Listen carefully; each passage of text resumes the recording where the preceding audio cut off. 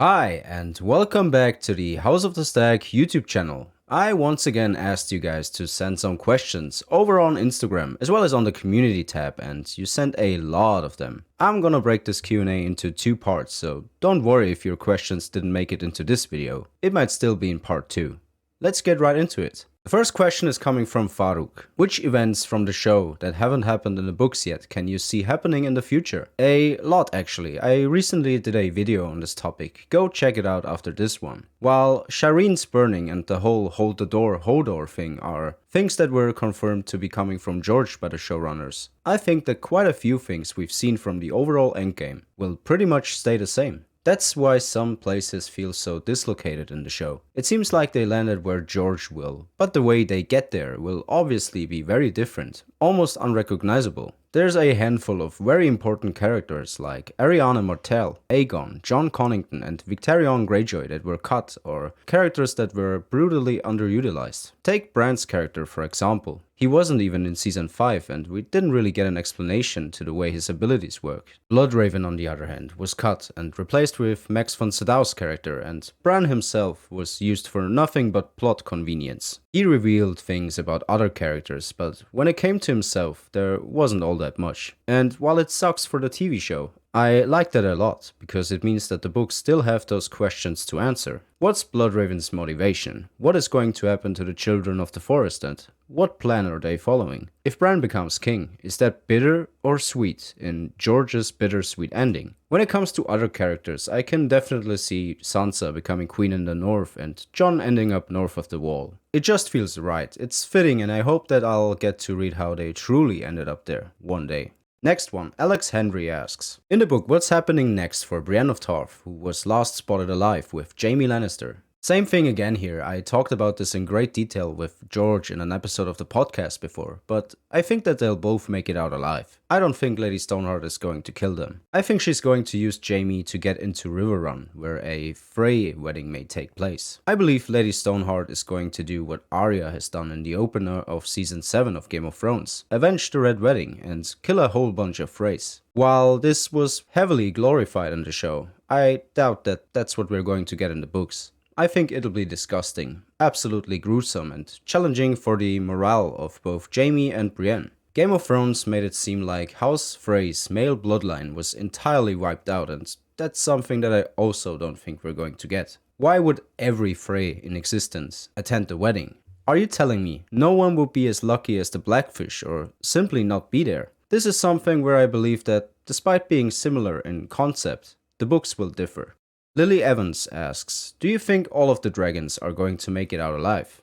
No, definitely not. One may even die in the Winds of Winter, because, who knows, Victarion's horn may cause more evil than good. I originally believed that magic was going to disappear entirely, but Bran being king would mean that magic is very much alive and controlling the kingdoms. If we look at the show, Drogon taking Dany's dead body, somewhere, feels like a show-only thing, but that's just my gut feeling. Euron killing Rhaegal the way he did on the show is something that is probably not going to happen in the books. It parallels Rhaenys Targaryen and her dragon Meraxes, who were both killed during the First Dornish War after a scorpion bolt landed right into the dragon's eye. George described this as a 1 in a million shot, so if they die, the circumstances would once again be very different, and that's where some of my favorite conspiracies come into play. Will the Maesters be involved? The Faceless Men maybe, or do the others have a trick up their sleeve? It all remains to be seen, but if I had to guess with the knowledge that we have right now, I'd say that at maximum, one dragon will survive.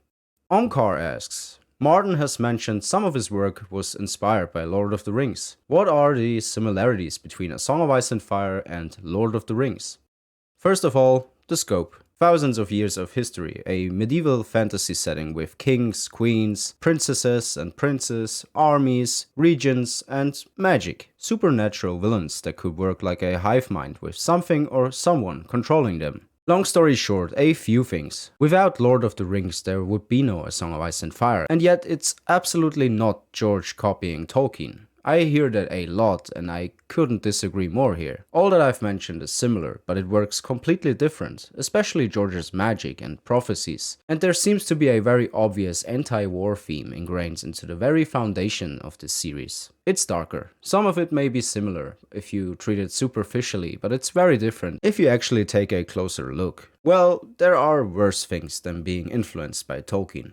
Ale Guerra 95 asks, would you like to see an animated series? It would be much easier to include everything from the books. Absolutely, the opportunities are endless. Whether it be a series about Valyria and its doom, another adaptation of A Song of Ice and Fire a couple of years down the road, or a series that would be similar to Star Wars Clone Wars, where we would follow original characters during the events of Game of Thrones. An animated series would be amazing. I'm not too much of a fan of anime stuff, but if the world of Ice and Fire is involved, then I'm ready to get into it. As you said, HBO would spare themselves a lot of money if they go for a show like that, and the shorter episodes could work in favor of the storytelling aspect. There's no need to drag anything out or write stuff in the favor of paid actors. The more I think about it, the more I like it. Leave it down below and tell me what you think about the idea of an animated series. Which time period would make sense? What places should we see? Let's talk about it. Joshua asks, best guess on where Winds of Winter ends. How far into the endgame will George leave us?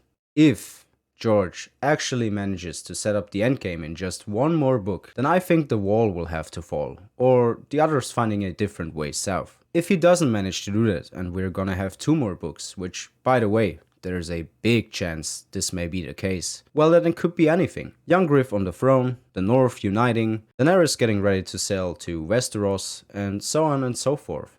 It's a total wild card. We have over 20 POV characters, and George will have to start killing people. It's tough. Subarno asks, favorite Stark, least favorite Lannister. Should Ned have accepted Cersei's offer? I know for a fact that if I say Catelyn now, I'll receive a 200-page long manuscript from you about how Cat is the worst thing to ever happen to mankind, so I'll just say Sansa and move on.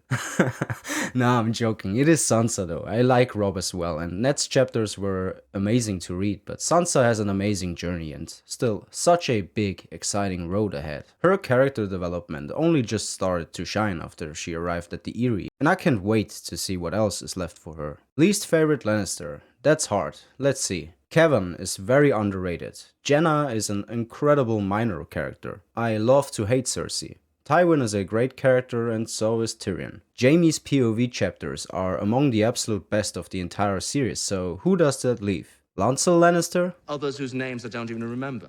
Okay, let's take Lancel. Should Ned have become Joffrey's hand? Probably, but it goes against pretty much everything this character stands for. He also knew about the incest, so there's a big chance that Cersei would have had him killed anyway. Let's move on. The last question for today is coming from none other than King Stannis of the House Baratheon, the King in the Narrow Sea, the King of the Painted Table, the Dark Lord, the King of Dragonstone, the King who cared at the wall, Azor Ahai Reborn, the Prince that was promised, King of the Andals, the Rhoynar, and the First Man, Lord of the Seven Kingdoms, and Protector of the Realm. He asks, who is the rightful King of the Seven Kingdoms? Choose your words carefully, sir.